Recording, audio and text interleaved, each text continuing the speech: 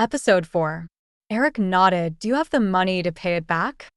J-Law sighed. Not all of it, but about half, I guess. If it was just a case of we want our money back, she could give them half and then organize a payment plan. Heck, she could draw up the contract herself and make sure it was to her benefit and add an ironclad clause that he leave her alone forever afterwards. Even put in a clause that the minute the debt was paid, she would find another pack to take her in, solving the issue of attachment to them as well. The real question was, could she do all of this without involving her children or having him find out about them? He wouldn't think they were his, or at least she doubted it.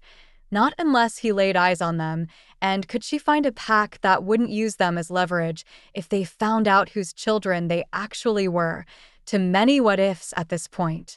I could write you a contract and give you the rest. You can pay it back later, J-Law. Would that be an option for you? J-Law smiled at him. She knew why he was offering. The last divorce case she had worked on and one had just brought the company a whopping $5 million of profit. The client had been so happy he had even referred his sister for her prenup before she was to get married next year. J-Law was currently gold to this law firm. She was bringing in the dollars. She was professional, methodical, and always read the fine print. She never laxed in her duties, and she knew how to play hardball. What she couldn't win, she would take to mediation and work out compromises that suited everyone, regardless of how long that took. She never gave up. A dog with a bone she'd once been described as, how they had no idea how true it was. No, it's fine, Eric. Once the settlement from my last case is in and you pay me, I'll have the rest of it. He nodded, seemingly pleased. I'll get that to you ASAP then. I'd appreciate that, J-Law said in all honesty and watched him leave her office finally. She sagged into her leather chair behind her desk, thankful for the plushness, glad she had shelled out $2,500 for it. She put her head down on the desk and muttered, 3 days she could run. 3 days was plenty of time to sever the connection on her end from her pack and run the hell away. The minute we do, he will know we're running. Cora piped up. It'll anger him even more. I know that, Cora, but there is a chance he just won't care, right? What else can we do? Cora huffed. She too, it seemed, needed time to think it through. Surely between the two of them they could come up with a plan. Or they had 3 days to come up with the courage to make a phone call that she never wanted to make, to hear his voice, so filled with anger and hatred for the woman who dared cause harm to his mate and now Luna.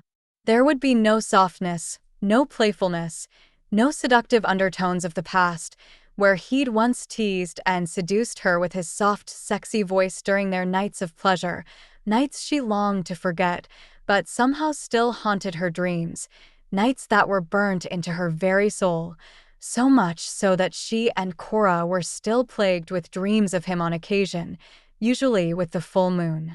Though she and Cora had learned to let go of him, they would both forever be bound to him by the pups they shared. Pups he had no knowledge of, pups she wanted to keep hidden. They were all she and Cora had left of their old life. Tim was no match in bed compared to her alpha, but how could he be? He was human after all. She sighed and closed her eyes. 3 days. Nathan POV. The woman was completely infuriating. Today was the deadline, the 3rd day since her company had signed for the letter. Why had she not called? Was she so stupid that she thought he wouldn't follow through? It was getting late. He knew there was a time zone difference of 3 hours, so he had to give her till 5 p.m. her time, which was 8 p.m. his time. He looked at his watch. It was 7:45 now. She wasn't going to call. She was going to force his hand.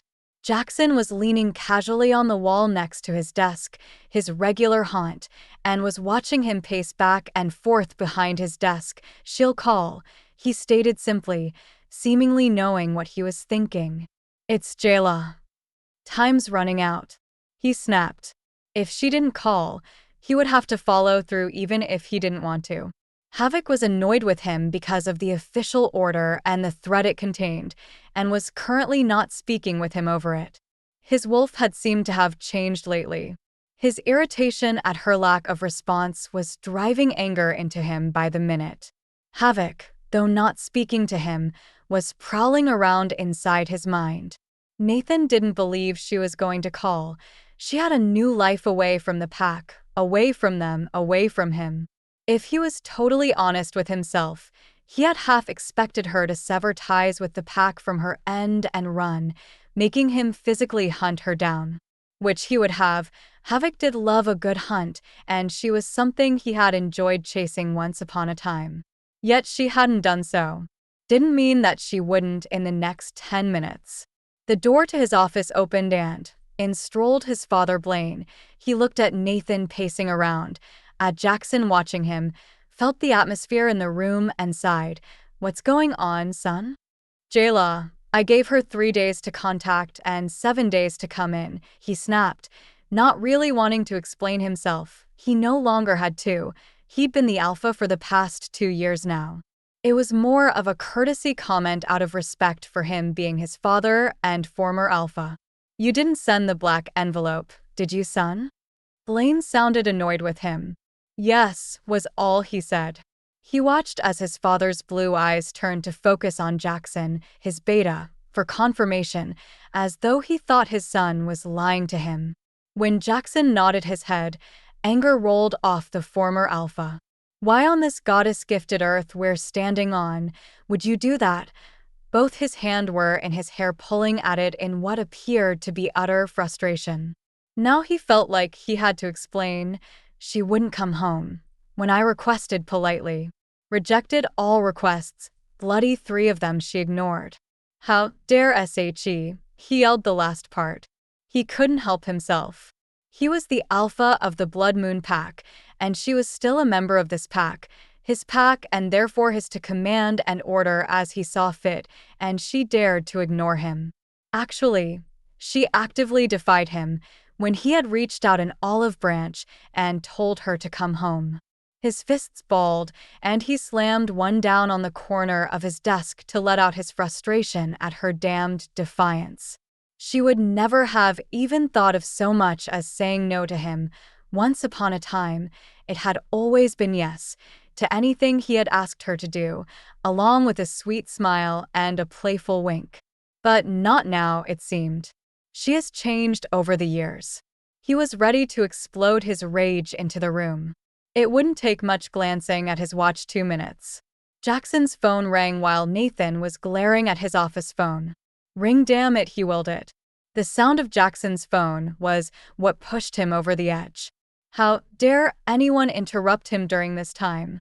He heard Jackson answer his phone in that lazy, laid-back tone that he hated so much. "Hello? Beta Jackson speaking." Full story is available at novelpalace.com. Click the link in the comment section to get it free.